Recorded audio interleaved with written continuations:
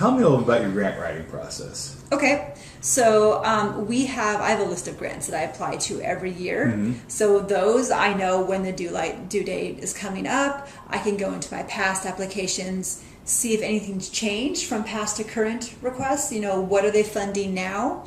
What is their focus? And then how much have they given in the past? Can I ask for more? Can I ask for the same amount? And so then I just kind of, if it's a brand new grant application, new format, I'll just scrap the old one and just rewrite it. But if it's the same, then I'll just kind of go in and update it here and there. But like I'm doing a capital campaign right now. I need to find some money to finish our ropes course renovation. So I'm having to just go online and search capital grants in the state of Texas, or capital grants for at-risk youth, things like that. So be very specific and what I'm searching out. There's the foundation databases out there that I can go into and plug in all the information I need, and they spit out, okay, apply for X, Y, and Z. Okay. So then after I find the grant, or the people who want to give money to us, then I have to identify, well, when's the due date? What do they fund specifically, making sure we're still in line, because sometimes online or a foundation database, things could change. Maybe it's not updated. So go to their website and find out what exactly they're funding.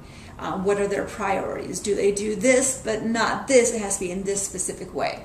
So the larger they are, the more picky they tend to be sometimes. You'll find some foundations who are giving money, but there's no application. There's no information. So, okay, so how am I going to create this appeal? So basically, I start with, this is, if I have a connection somehow, I'll put that into the cover letter. But in the actual grant application, history, background, this is who we are, building our track record. We have all these partnerships, and then the request, we need this much money for this project, and this is what it's going to produce. This is how we're going to measure it. This is how we're going, this is how we'll acknowledge your donation. And then basic contact information. There's a few more things within there, but that's the general outline. If I'm creating one from scratch, but a lot of foundations out there, a lot of corporations just say, yeah, this is what I want. I want X, Y, Z, and maybe this one too. And you give them X, Y, Z. And you give them exactly that. Sometimes they'll say, please don't add any extra documentation or pictures or anything like that. And I'm like, because I feel like a grant proposal is so much more effective. There's a picture in it. The smiling this kid, is right? a smiling kid, please. Yeah, this is what you could be donating to. So cool. How much of your grant writing is online versus the print copies? Oh gosh, now most of it's online. Most of it's online. Yeah, there's only, and if it's not 100% online, it starts out online. Yeah, you got to pass the pre-quiz or whatever. Yeah, there's always an eligibility, and then there's like, okay, here's the form we want you to fill out, download it. Or it's a PDF fillable file, and then you print it out and send it to them. That's how it is most times now.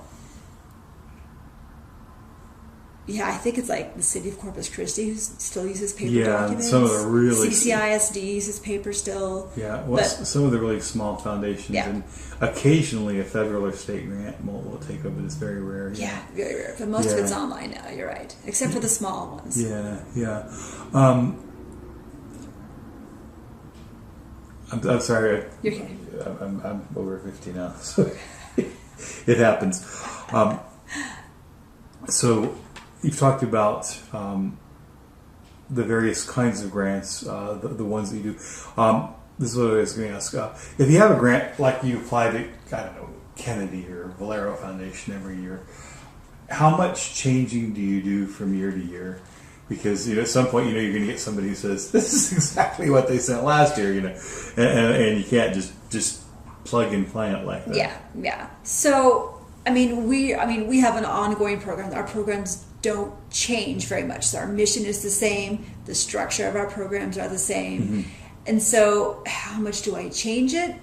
I've got regular grant narratives, so I have forms. Okay, this is our history, vision, and mission for a long format, for a short format, and a very short format. And so those stay the same because a lot of people, the history, mission don't change.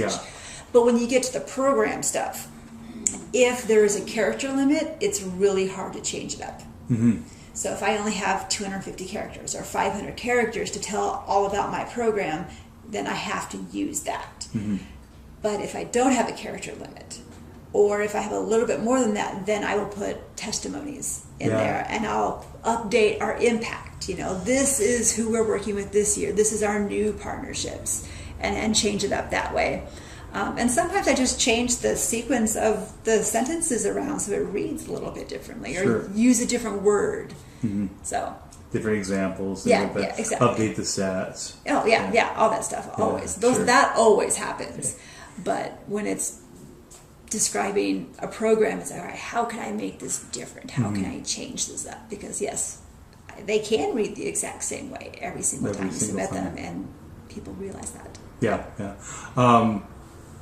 But yeah, I mean, I noticed you mentioned cover letters, which I'm real big on. So even if it doesn't ask for a cover letter, you attach your cover letter if you can. Yes. You know, that's what I tell Be professional. Yeah, be professional as well. Yeah, I tell my students that all the time. They're like, that doesn't ask me to do that. Yeah. You know, there are just some things they expect you to know if you're a professional. Yeah, right? and the cool thing is with the cover letter, because they're not asking for it, but they still like it because it's professional, that's where you can put a picture in. Yeah. There you go. Right there. Smiling kids.